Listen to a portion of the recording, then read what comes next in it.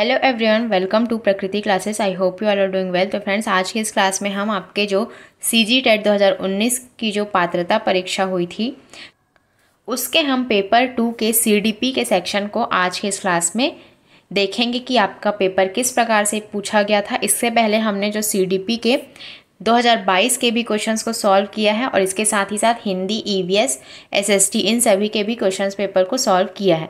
तो जिन्होंने भी वो सभी क्लासेस नहीं देखी वो जाकर ज़रूर देखिए। इससे आपको पैटर्न पता चलेगा कि आपके एग्ज़ाम में किस प्रकार से क्वेश्चन पूछे जाते हैं। और आप सभी को पता है कि जो आपका सीजी टेट और आपके शिक्षक भर्ती का जो सिलेबस है वो दोनों सेम ही है, सिर्फ जो नंबर्स हैं उनका ही सिर्फ इसमें फ़र्क होता है। तो अगर आप दोनों की एक साथ तैयारी कर रहे हैं तो आपके लिए ये जो क्लास होने वाली ये बहुत ही इम्पॉर्टेंट होने वाली। और यहाँ पर आपको बिल्कुल फ्री क्लासेस के माध्यम से आपको सभी क्लासेस प्रोवाइड की जा रही हैं। तो जो भी शिक्षक भर्ती, सीजी टेट या सी टेट की तैयारी कर रहे हैं वो हमारे क्लासेस से जुड़ जाइए, चैनल को सब्सक्राइब कर लीजिए, क्योंकि यहाँ आपको बिल्कुल फ्री क्लासेस प्रोवाइड की जा रही है और साथ ही साथ इन सभी की आपको पीडीएफ भी प्रोवाइड की जा रही हैं। तो जिन्हें भी अगर इन सभी की पीडीएफ चाहिए वो हमारे टेलीग्राम को ज्वाइन कर सकते हैं, लिंक आपको डिस्क्रिप्शन में मिल जाएगा।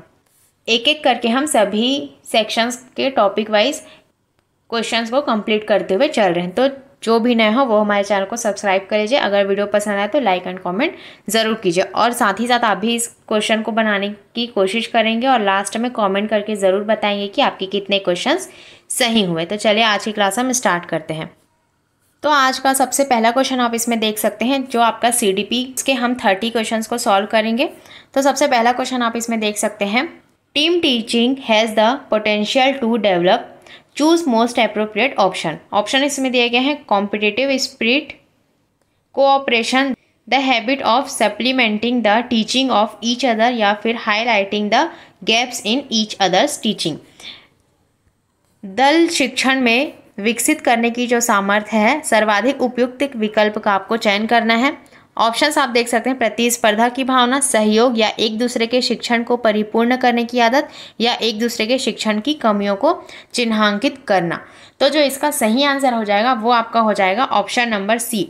जो एक दूसरे के शिक्षण को परिपूर्ण करने की जो आदत होती है वो जो आपका दल शिक्षण होता है, जो टीम टीचिंग होती है, उसमें सबसे उपयुक्त जो विकल्प हो जाएगा, सबसे अप्रोप्रिएट जो आंसर हो जाएगा वो आपका हो जाएगा एक दूसरे के शिक्षण को परिपूर्ण करने की जो आदत होती है, ये इसमें बिल्कुल सही हो जाएगा।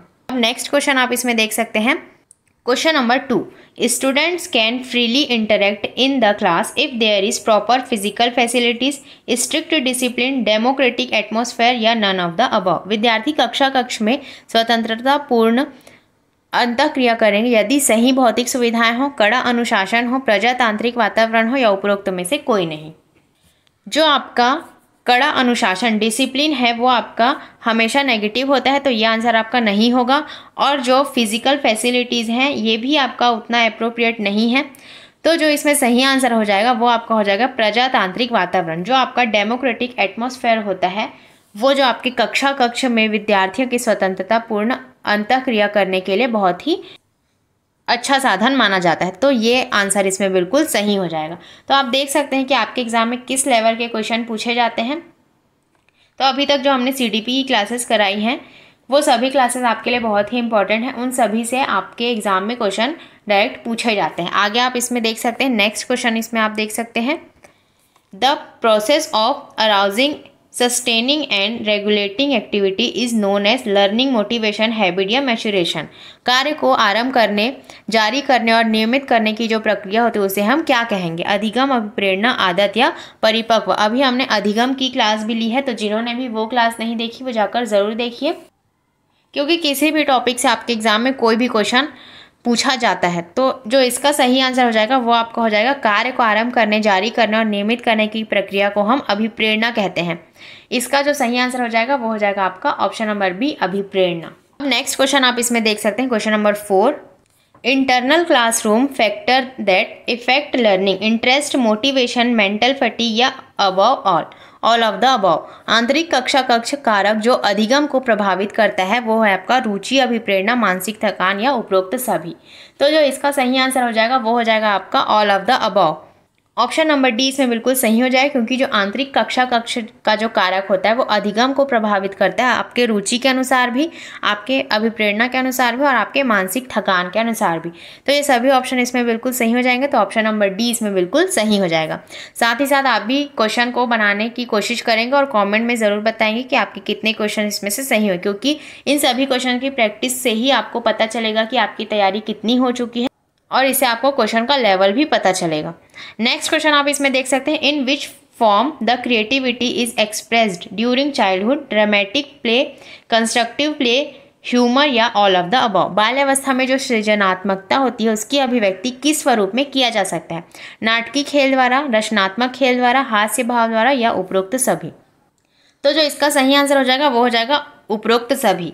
जो बाल्यावस्था में जो आपकी क्रिएटिविटी होती है, जो सृजनात्मकता होती है, उसमें आप नाटकीय खेल द्वारा भी उसे अभिव्यक्त कर सकते हैं, रचनात्मक खेल द्वारा भी और हास्य भाव द्वारा भी। तो ये सभी ऑप्शन इसमें बिल्कुल सही हो जाएंगे। अब नेक्स्ट क्वेश्चन आप इसमें देख सकते हैं, question number 6, according to the 2 factors theory of intelligence, specific ability और S factor of human being is by birth embedded, can be acquired, found equally in every intelligent person या none of the above. बुद्धि के द्वितत्व सिद्धांत के अनुसार व्यक्ति की बुद्धि का विशिष्ट तत्व अथवा एस तत्व जन्मजात होता है, अर्जित किया जाता है, सभी बुद्धिमान व्यक्तियों में समान रूप से पाया जाता है या इनमें से कोई नहीं। ये जो आपका क्वेश्चन पूछा गया है ये आपके इंटेलिजेंस से पूछा गया है। तो इंटेलिजेंस की क्लास भी हमने कराई है हमारे क्लास में, तो जिन्होंने भी इंटेलिजेंस वाली वीडियो नहीं देखी हो जाकर ज़रूर देखिए। आप देख सकते हैं किस प्रकार से आपके एग्जाम में क्वेश्चन इसमें पूछे जाते हैं। तो जो इसका सही आंसर हो जाएगा वो आपका हो जाएगा ऑप्शन नंबर बी, जो आपके बुद्धि के द्वितत्व सिद्धांत के अनुसार व्यक्ति की बुद्धि का विशिष्ट तत्व अथवा एस तत्व है वो अर्जित किया जा सकता है। जो आपका जी है वो आपका जनरल फैक्टर है, मतलब कि सामान्य फैक्टर है जो जन्मजात होता है, और जो आपका एस फैक्टर है मतलब कि स्पेसिफिक फैक्टर है, जो विशिष्ट फैक्टर है, उसे अर्जित किया जाता है। तो इसमें यही लिखा गया है कि जो आपका विशिष्ट तत्व है मतलब कि एस तत्व, उसे क्या किया जाता है तो उसे अर्जित किया जाता है। जी फैक्टर मतलब कि सामान्य फैक्टर के बारे में पूछा जाता है तो वो आपका होता है जन्मजात। तो ये सभी पॉइंट्स आप इसमें याद रखें। और जो आपका ये द्वितत्व का सिद्धांत दिया था वो आपका दिया था स्पीयरमैन ने। तो हमने इन सभी सिद्धांत के बारे में पढ़ा था, जो आपके इंटेलिजेंस की थ्योरी में हमने पढ़ा कि एक एक जो मनोवैज्ञानिक थे और उनके जो जो सिद्धांत थे उनके बारे में हमने पढ़ा था, जितने भी इंपॉर्टेंट मनोवैज्ञानिक थे उनके बारे में। तो अगर आपने वो क्लास नहीं देखी वो जाकर ज़रूर देखिए, क्योंकि आप देख सकते हैं कि आपके एग्जाम में किस प्रकार से क्वेश्चन पूछे जाते हैं। बिल्कुल डीपली आपके एग्जाम में क्वेश्चन पूछे जाते हैं। अब नेक्स्ट क्वेश्चन आप इसमें देख सकते हैं, question number 7, blank can be the cause of backwardness in children, defective I site, poverty, defective curriculum या ऑल ऑफ द अबव। बच्चों में पिछड़ेपन का कारण खाली स्थान हो जाता है, दृष्टि दोष, निर्धनता, दोषपूर्ण पाठ्यक्रम या उपरोक्त सभी। तो इसका जो सही आंसर हो जाएगा वो हो जाएगा आपके बच्चों में जो पिछड़ेपन का कारण होता है वो होता है दृष्टि दोष भी होता है, निर्धनता भी होता है और दोषपूर्ण पाठ्यक्रम भी होता है। तो ऑप्शन नंबर डी इसमें बिल्कुल सही हो जाएगा, उपरोक्त सभी इसमें बिल्कुल सही हो जाएगा। अब नेक्स्ट क्वेश्चन आप इसमें देख सकते हैं, कुछ क्वेश्चन आपके कंटेंट बेस्ड होते हैं और कुछ क्वेश्चन आपके पेडागोजिकल होते हैं। तो इसमें मिला जुला ही कंटेंट आपका सीडीपी में पूछा जाता है। तो आप नेक्स्ट क्वेश्चन इसमें देख सकते हैं, before teaching a lesson a teacher tries to create interest and curiosity in children by asking questions, which law is applied here, law of effect, law of exercise, law of readiness या law of analogy. एक शिक्षक पाठ पढ़ाने से पहले बच्चों से प्रश्न पूछकर उसमें रुचि और जिज्ञासा उत्पन्न करता है। यहाँ किस नियम का उपयोग किया गया है? प्रभाव का नियम, अभ्यास का नियम, तत्परता का नियम या समानता का नियम। ये जो क्वेश्चन आपका पूछा गया ये आपके थॉर्नडाइक से पूछा गया है। थॉर्नडाइक की जो थ्योरी है उसमें ही इन्होंने इन सभी नियमों के बारे में बताया था। इन्होंने 2 मुख्य प्रकार के नियम बताए थे, पहला इनका था मुख्य नियम और दूसरा था इनका गौण नियम। तो इनके बारे में आपको याद रखना होगा कि मुख्य नियम में इन्होंने 3 प्रकार के नियम बताए थे और गौण नियम में इन्होंने 5 प्रकार के नियम बताए थे। जिन्होंने अभी थॉर्नडाइक की थ्योरी नहीं देखी वो जाकर ज़रूर देखिए। थॉर्नडाइक के बारे में भी हमने हमारे क्लास में बहुत ही डिटेल से पढ़ाया है। तो जो इसका सही आंसर हो जाएगा वो आपका हो जाएगा, जो शिक्षक पाठ पढ़ाने से पहले बच्चों से प्रश्न पूछकर उसमें रुचि और जिज्ञासा उत्पन्न करता है वो आपका नियम हो जाएगा तत्परता का नियम। तत्परता का नियम इसके अंतर्गत आ जाएगा। यह ऑप्शन इसमें बिल्कुल सही हो जाएगा। जो आपका तत्परता का नियम होता है उसमें जो होता है, जो सीखने वाला जो होता है अपने जो सेंसेस के माध्यम से, मतलब ज्ञानेंद्रियों के माध्यम से अपने ऊपर तत्परता उत्पन्न कर लेता है, तो वह उस कार्य को जल्दी सीख लेता है। तो अगर आप उसमें जिज्ञासा और रुचि उत्पन्न करेंगे तो वो आपके तत्परता का नियम के अंतर्गत आएगा। ये आंसर इसमें बिल्कुल सही हो जाएगा। अब नेक्स्ट क्वेश्चन आप इसमें देख सकते हैं, question number 9। Picture completion test and Kohs block design test is conduct to know of child interest, aptitude, intelligence या एटीट्यूड। चित्र पूर्णता परीक्षा एवं को ब्लॉक डिजाइन परीक्षा बालक के खाली स्थान को जानने के लिए उपयोग किया जाता है, रुचि, अभिक्षमता, बुद्धि या अभिवृत्ति। तो इसका जो सही आंसर हो जाएगा वो आपका हो जाएगा ऑप्शन नंबर सी, बुद्धि से ही आपके जो चित्र पूर्णता परीक्षा एवं को ब्लॉक डिजाइन परीक्षा बालक के बुद्धि को जानने के लिए इसका उपयोग किया जाता है। तो ये जो सभी टेस्ट होते हैं वो आपके बालक के इंटेलिजेंस को जानने के लिए ये सभी टेस्ट कराए जाते हैं। इसका सही आंसर हो जाएगा इंटेलिजेंस, बुद्धि। इंटेलिजेंस की भी थ्योरी हमने कराई है। तो ये सभी जो क्लासेस हैं वो आपके टॉपिक वाइज ही कराए जा रहे हैं, तो सभी क्लासेस को आप जाकर ज़रूर देखिए। नेक्स्ट क्वेश्चन आप इसमें देख सकते हैं, question number 10। The ability to see new relationship to produce unusual ideas and deviate from traditional patterns of thinking is known as learning, creativity, thinking या रीजनिंग। वह योग्यता जिसके द्वारा नए संबंधों का ज्ञान होता है, इसकी उत्पत्ति में चिंतन के परंपरागत प्रतिमानों से हटकर असाधारण विचार उत्पन्न होते हैं, तो उसे क्या कहा जाता है? अधिगम, सृजनात्मकता, चिंतन या तर्क। तो इसका जो सही आंसर हो जाएगा वो आपका हो जाएगा क्रिएटिविटी, सृजनात्मकता इसमें बिल्कुल सही हो जाएगा। जो आपका नए संबंधों का ज्ञान होता है, इसकी उत्पत्ति जिसमें चिंतन के परंपरागत प्रतिमानों से हटकर असाधारण विचार उत्पन्न होते हैं, तो उसे कहा जाता है सृजनात्मकता। क्रिएटिविटी के आधार पर ही आप ये सभी चीज़ें कर पाते हैं, तो इसका जो सही आंसर हो जाएगा वो हो जाएगा आपका सृजनात्मकता। अब नेक्स्ट क्वेश्चन आप देख सकते हैं, question number 11। Nature and nurture refer to internal and external environment, temperament and character, physical features and temperament या फिर हेरिडिटी एंड एनवायरनमेंट।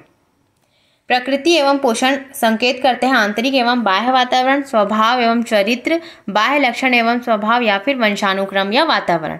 तो जो प्रकृति एवं पोषण संकेत करते हैं वो आपका होता है ऑप्शन नंबर डी, वंशानुक्रम एवं वातावरण से जुड़ा होता है। जो आपका प्रकृति होता है वो व्यक्ति के जो जन्म से जुड़ा होता है, जो आपका प्रकृति होता है वो आपके वंशानुक्रम से जुड़ा होता है, और जो पोषण होता है वो आपके वातावरण से जुड़ा होता है। पोषण जो आपका है वातावरण से जुड़ा होता है। तो ये आंसर भी आप इसमें याद रखें, ये आपका मोस्ट इंपॉर्टेंट क्वेश्चन है। इसके बारे में आपको पता होना चाहिए। प्रकृति का संबंध होगा आपके वंशानुक्रम से और पोषण का संबंध होगा आपके वातावरण से। तो ये दोनों पॉइंट्स आप इसमें याद रखें। ऑप्शन नंबर डी इसमें बिल्कुल सही हो जाएगा। अब नेक्स्ट क्वेश्चन आप इसमें देख सकते हैं, question number 12। Developing new rules and principle on the basis of given facts and information in memory level is called generalisation, assimilation, application या एसोसिएशन। स्मृति स्तर पर प्राप्त तथ्यों एवं सूचनाओं के आधार पर नवीन नियम एवं सिद्धांतों को विकसित करना कहलाता है सामान्यीकरण, आत्मसातकरण, अनुप्रयोग या साहचर्य। तो जो इसका सही आंसर हो जाएगा वो आपका हो जाएगा सामान्यीकरण, जनरलाइजेशन इसमें बिल्कुल सही हो जाएगा। जो आपके स्मृति स्तर पर प्राप्त तथ्यों एवं सूचनाओं के आधार पर नवीन नियम एवं सिद्धांत को विकसित करना होता है वो आपका सामान्यीकरण कहलाता है। तो इसका सही आंसर हो जाएगा आपका सामान्यीकरण। अब नेक्स्ट क्वेश्चन आप इसमें देख सकते हैं, यह आपका पूछा गया है डिसेबिलिटीज से। डिसेबिलिटीज़ की क्लास हमारी अभी नहीं हुई है, तो इसकी क्लास भी हम करेंगे। डिसेबिलिटीज़ के साथ ही साथ सिंड्रोम भी इसमें ऐड होगा, क्योंकि इन सभी से आपके एग्जाम में क्वेश्चन पूछे जाते हैं। तो आप देख सकते हैं, A child cannot distinguish between saw and was, nuclear and unclear. She is suffering from dyslexia, word jumping disorder, dyslexemia या dysmorphia। एक बच्चा जो है सॉ को वॉस तथा न्यूक्लियर एवं अनक्लियर में विभेद नहीं कर पाता। वह निम्न में से किस में पीड़ित है? डिसलेक्सिया, शब्द उछलने का विकार, या डिसलेक्सिया या फिर डिस्मॉर्फिया।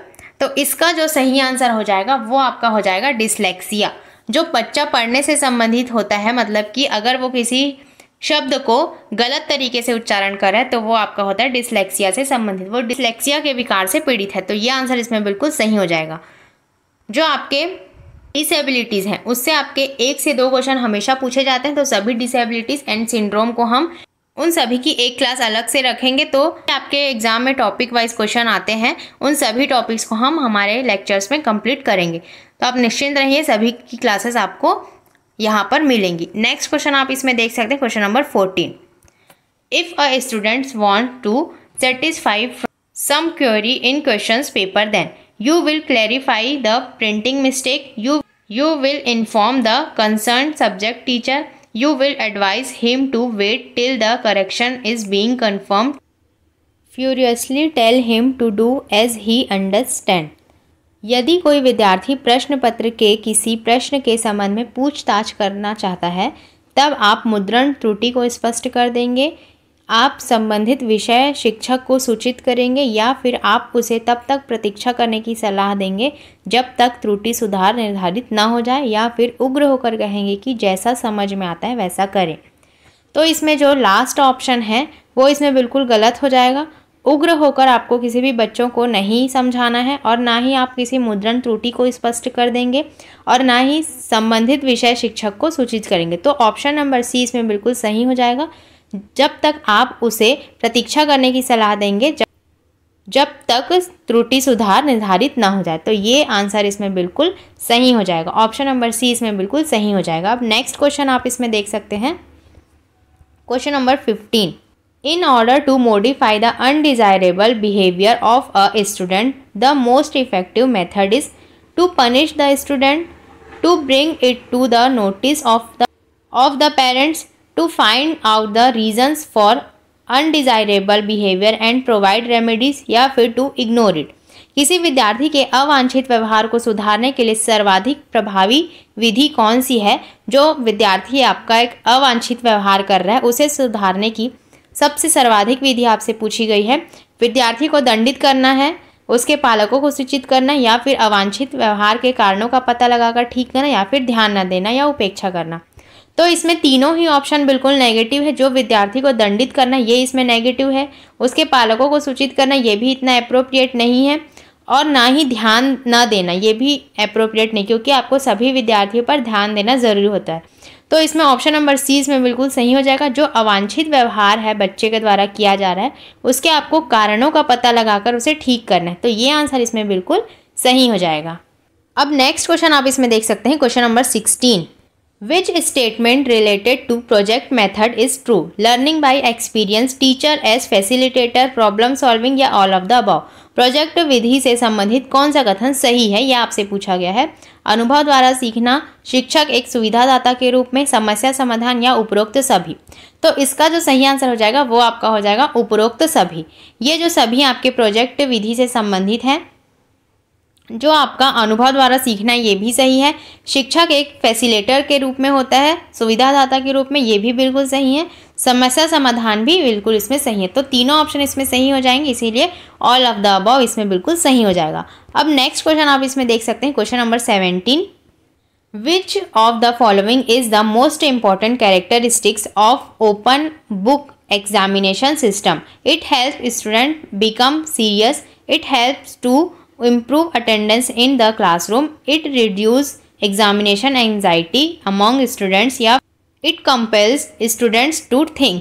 निम्नलिखित में से खुली पुस्तक परीक्षा प्रणाली का सर्वाधिक महत्वपूर्ण लक्षण है। यह विद्यार्थी को गंभीर होने में मदद करता है, यह कक्षा में उपस्थिति को सुधारने में मदद करता है, या फिर यह विद्यार्थियों में परीक्षा के प्रति दुश्चिंता को कम करता है, या फिर यह विद्यार्थियों को सोचने के लिए बाध्य करता है। तो इसका जो सही आंसर हो जाएगा वो हो जाएगा आपका ऑप्शन नंबर डी। जो आपका खुली पुस्तक परीक्षा प्रणाली होती है, मतलब कि जो ओपन बुक एग्जामिनेशन सिस्टम होता है, ये आपके विद्यार्थी को सोचने के लिए बाध्य करती है। तो ये ऑप्शन इसमें बिल्कुल सही हो जाएगा। गंभीर होने में मदद करता है, ये इसमें नेगेटिव है। उपस्थिति को सुधारने में मदद करती है, ये भी इसमें नेगेटिव है। और दुश्चिंता को कम करता है, ये भी इसमें नेगेटिव है। तो एक ही पॉजिटिव ऑप्शन आपको दिख रहा है, तो यही ऑप्शन इसमें बिल्कुल सही हो जाएगा। इस प्रकार से आपको एलिमिनेशन के द्वारा भी क्वेश्चन को सॉल्व करना आना चाहिए। तो इस प्रकार से आप सही आंसर तक पहुंच सकते हैं। अब नेक्स्ट क्वेश्चन आप इसमें देख सकते हैं, question number 18। Which of the following is most essential for learning? Good parent child relationship, high intelligence, good school environment, या डिजायर टू लर्न। अधिगम के लिए निम्नलिखित में से सर्वाधिक आवश्यक कौन सा है? उत्तम पालक बालक संबंध, उच्च बुद्धिमत्ता, उत्तम विद्यालय वातावरण, या फिर सीखने की इच्छा। तो जो अधिगम के लिए निम्नलिखित सर्वाधिक आवश्यक है वो है आपका सीखने की इच्छा। जब तक आपको किसी भी चीज़ों को सीखने की इच्छा नहीं होगी तब तक आप किसी भी चीज़ों को कैसे सीखेंगे। तो जो सीखने की इच्छा है वही इसमें बिल्कुल सही हो जाएगा। उत्तम पालक बालक संबंध ये इसमें गलत है। उच्च बुद्धिमत्ता भी इतना अप्रोप्रिएट नहीं और ना ही उच्च विद्यालय वातावरण। जब तक आपको अंदर से मोटिवेट नहीं होंगे आप तब तक आप किसी चीज़ को नहीं सीख सकते। तो ऑप्शन नंबर डी इसमें बिल्कुल सही हो जाएगा। नेक्स्ट क्वेश्चन आप इसमें देख सकते हैं, question number 19। If a child enjoys reading a book then it is extrinsic motivation, intrinsic motivation या फिर for receiving appreciation या फिर none of the above।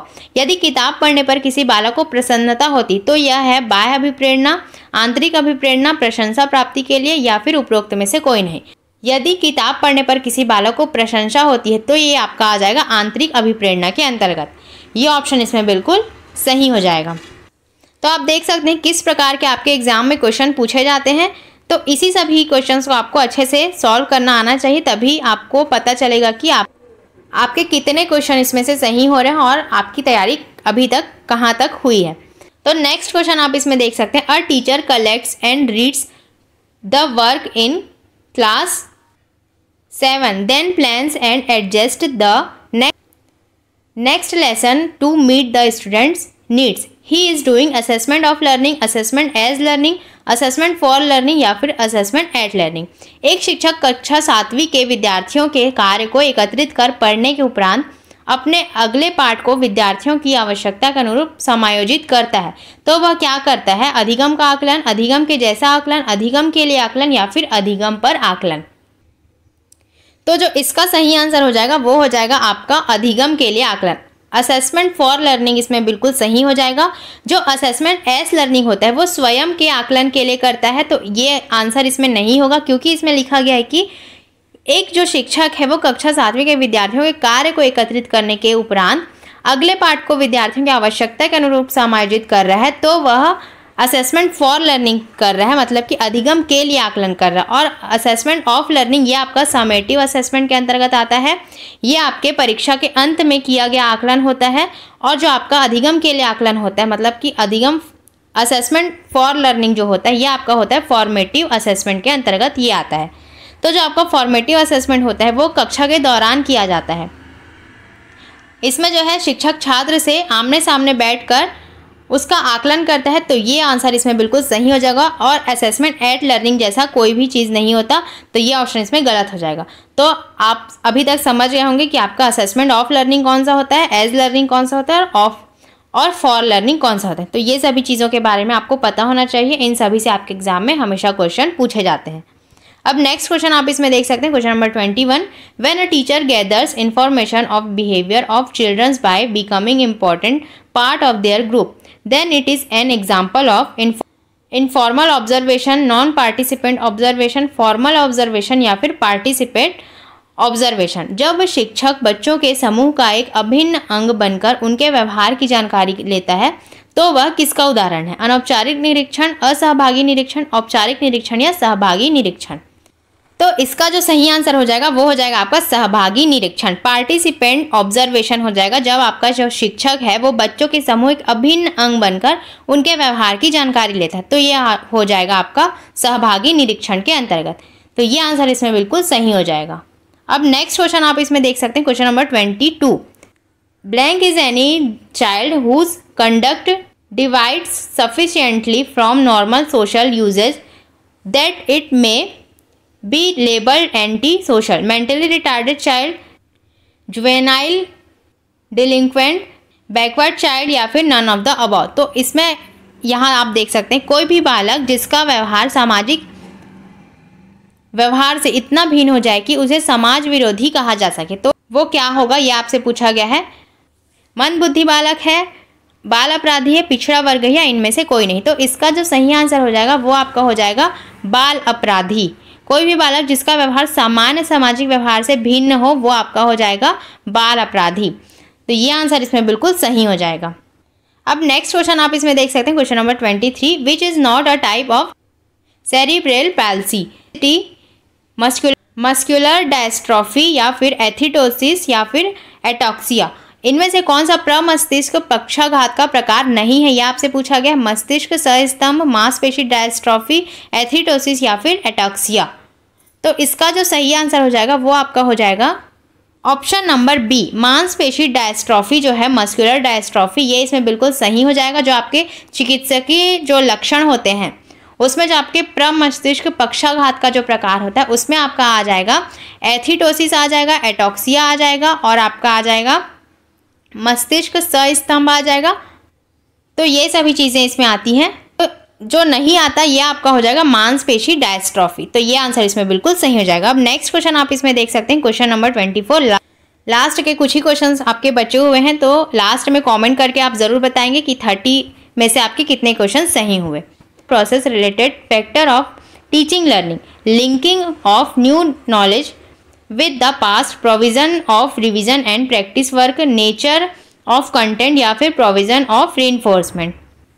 कौन सा कारक शिक्षण अधिगम प्रक्रिया से संबंधित नहीं है? नवीन ज्ञान को पूर्व ज्ञान से जोड़ना, अभ्यास कार्य का तथा दोहराने की व्यवस्था, विषय वस्तु की प्रकृति या पुनर्बलन की व्यवस्था। तो जो इसका सही आंसर हो जाएगा वो हो जाएगा आपका नेचर ऑफ कंटेंट। विषय वस्तु की प्रकृति शिक्षण अधिगम प्रक्रिया से संबंधित नहीं होती, लेकिन जो नवीन ज्ञान को पूर्व ज्ञान से जोड़ना ये इसमें सही है। अभ्यास कार्य तथा दोहराने की व्यवस्था ये भी सही है और पुनर्बलन की व्यवस्था ये भी सही। तो जो सही नहीं है वो आपका हो जाएगा option number C. Next question आप इसमें देख सकते हैं। अब question number 25, to learn to respond to words unconditioned stimulus like response to words conditioned stimulus is learning. This statement is based upon which theory of learning? Trial and error theory, classical conditioning theory या फिर operant conditioning response theory या फिर field theory of learning. अस्वाभाविक उत्तेजक के प्रति स्वाभाविक उत्तेजक के समान अनुक्रिया करना सीखना ही अधिगम है। यह कथन किस अधिगम सिद्धांत पर आधारित है? प्रयास एवं त्रुटि का सिद्धांत, परंपरागत अनुबंध अनुक्रिया का सिद्धांत या फिर सक्रिय अनुबंध अनुक्रिया का सिद्धांत या अधिगम का क्षेत्र सिद्धांत। तो इसका जो सही आंसर हो जाएगा वो आपका हो जाएगा ऑप्शन नंबर बी, परंपरागत अनुबंध अनुक्रिया का सिद्धांत। जितने भी ये सभी जो अधिगम से रिलेटेड जो सिद्धांत है, जैसे कि आपका हो गया स्किनर, पावलोव और थॉर्नडाइक, इन सभी के जो सिद्धांत है उसके बारे में हमने बहुत ही डिटेल में पढ़ा है। तो जिन्होंने भी ये सभी क्लासेस नहीं देखी वो जाकर ज़रूर देखिए। तो आप देख सकते हैं ये जो आपके अधिगम पर बेस्ड जितने भी सिद्धांत हैं ये सभी आपके पूछे जाते हैं, आपके एग्जाम में पूछे जाते हैं। तो उन सभी के बारे में आपको पता होना ज़रूरी है। तो सभी क्लासेस नहीं देखी वो जाकर ज़रूर देखिए। तो इसका जो सही आंसर हो जाएगा वो हो जाएगा आपका option number B. Next question अब आप इसमें देख सकते हैं, question number 26, retrieving hidden objects is an evidence that infants have begun to master which of the following cognitive function? Intentional behaviour, object permanence, problem solving या experimentation. छिपी हुई वस्तु ढूंढ निकालना इस बात का संकेत है कि शिशु निम्नलिखित कार्य किस संज्ञानात्मक कार्य में दक्षता प्राप्त करने लगे। ये आपका जो पूछा गया क्वेश्चन, ये आपके पियाजे के सिद्धांत से पूछा गया क्वेश्चन है। तो आप इसमें देख सकते हैं ऑप्शन जो इसमें लिखा गया है, स्वाभिप्राय व्यवहार, वस्तु स्थायित्व, समस्या समाधान या प्रयोग करना। तो इसका जो सही आंसर हो जाएगा वो हो जाएगा आपका वस्तु स्थायित्व, ऑब्जेक्ट परमानेंस। ये आपका इसमें सही आंसर हो जाएगा। जो छिपी हुई वस्तुओं को ढूंढ निकालता है जो बच्चा, वो आपका हो जाएगा वस्तु स्थायित्व का गुण। तो ये आंसर इसमें बिल्कुल सही हो जाएगा। अब नेक्स्ट क्वेश्चन आप इसमें देख सकते हैं, question number 27, whatever the reasons of difference among children but the fact is that the schools must face them through different curriculum. Who said this? Skinner, Morse and Bingo, Crow and Crow या फिर garrison and others. बालकों की विभिन्नताओं के चाहे जो भी कारण हो, वास्तविकता यह है कि विद्यालय को विभिन्न पाठ्यक्रमों के द्वारा उनका सामना करना चाहिए। यह परिभाषा है स्किनर, मॉर्स एवं बिंगो, क्रो एंड क्रो या फिर गैरिसन एवं अन्य। इसका जो सही आंसर हो जाएगा वो हो जाएगा आपका स्किनर। स्किनर के द्वारा ये जो सिद्धांत है वो दिया गया है, जो बालकों की विभिन्नताओं के चाहे जो भी कारण हो, वास्तविकता यह है कि विद्यालय को विभिन्न पाठ्यक्रमों के द्वारा उनका सामना करना चाहिए। तो ये आपके स्किनर के द्वारा दिया गया स्टेटमेंट है। स्टेटमेंट बेस्ड क्वेश्चन भी आपके एग्जाम में 2 से 3 क्वेश्चन इसमें से पूछे ही जाते हैं। तो सभी के स्टेटमेंट आपको पता होने चाहिए। अब नेक्स्ट क्वेश्चन आप इसमें देख सकते हैं, question number 28, learning means acquisition and habits, acquisition of knowledge, acquisition of attitudes या ऑल ऑफ द अबव। सीखने का अर्थ होता है आदतों का अर्जन, ज्ञान का अर्जन, अभिवृत्तियों का अर्जन या उपरोक्त सभी। तो इसका जो सही आंसर हो जाएगा वो हो जाएगा उपरोक्त सभी। ये सभी आपके सीखने के अंतर्गत आते हैं, तो सभी इसमें बिल्कुल सही हो जाएगा। अब नेक्स्ट क्वेश्चन आप इसमें देख सकते हैं, question number 29, fluency, elaboration, originality and flexibility etcetera are the factors associated with giftedness, talented, divergent thinking या एक्सेलरेशन। धारा प्रभाविता, विस्तार, मौलिकता एवं लचीलापन इत्यादि घटक संबंधित है प्रतिभा, प्रतिभा गुण, अपसारी चिंतन या त्वरण। तो इसका जो सही आंसर हो जाएगा वो हो जाएगा आपका ऑप्शन नंबर सी। ये सभी आपके डाइवर्जेंट थिंकिंग के अंतर्गत आते हैं, मतलब कि अपसारी चिंतन के अंतर्गत, जिसमें एक से अनेक प्रकार से आप सोच सकते हैं, वो आपका डाइवर्जेंट थिंकिंग के अंतर्गत आता है। और यही अगर यहाँ पर कन्वर्जेंट थिंकिंग लिखा गया होता तो उसमें आप एक ही प्रकार से सोच सकते हैं, तो ये आपका कन्वर्जन के अंतर्गत आएगा, लेकिन डाइवर्जन में आप एक से अधिक के बारे में सोच सकते हैं, तो ये इसमें बिल्कुल सही हो जाएगा। अब आज का हमारा लास्ट क्वेश्चन आप इसमें देख सकते हैं, question number 30, which of the following indicates evaluation? Ram got 45 marks out of 200, Mohan got 38% marks in English, Shyam got first division in final exam, all of the above. निम्नांकित में से मूल्यांकन को प्रदर्शित कौन करता है, यह आपसे पूछा गया है। राम ने 200 में से 45 अंक प्राप्त किए, मोहन ने अंग्रेजी में 38% प्राप्त किया और श्याम ने अंतिम परीक्षा में प्रथम श्रेणी प्राप्त की, या उपरोक्त सभी। तो इसका जो सही आंसर हो जाएगा वो आपका हो जाएगा ऑप्शन नंबर डी। ये जो सभी हैं वो मूल्यांकन को प्रदर्शित कर रहे हैं, तो ये आंसर इसमें बिल्कुल सही हो जाएगा। तो दोस्तों आज की इस क्लास में हमने सीडीपी के 30 महत्वपूर्ण क्वेश्चंस को देखा, जो कि आपका था 2019 के सीजी टेट के पेपर के इंपॉर्टेंट क्वेश्चंस को आज के इस क्लास में हमने देखा। तो इसी प्रकार से हम सभी जितने भी आपके सीजी टेट हुए हैं उन सभी के पेपर को सॉल्व करते हुए चलेंगे, और यहाँ पर आपको बिल्कुल फ्री क्लासेस भी प्रोवाइड की जा रही है। तो जिन्होंने भी अभी तक चैनल को सब्सक्राइब नहीं किया वो हमारे चैनल को सब्सक्राइब कर लीजिए, और ज़्यादा से ज़्यादा आप इसे शेयर कीजिए ताकि सभी को फ्री क्लासेस मिल सके। और जिन्हें भी इन सभी की पीडीएफ चाहिए वो हमारे टेलीग्राम को ज्वाइन कर सकते हैं, लिंक आपको डिस्क्रिप्शन में मिल जाएगा। तो चलिए मिलते हैं ऐसे नेक्स्ट क्लास में, तब तक के thank you and take care.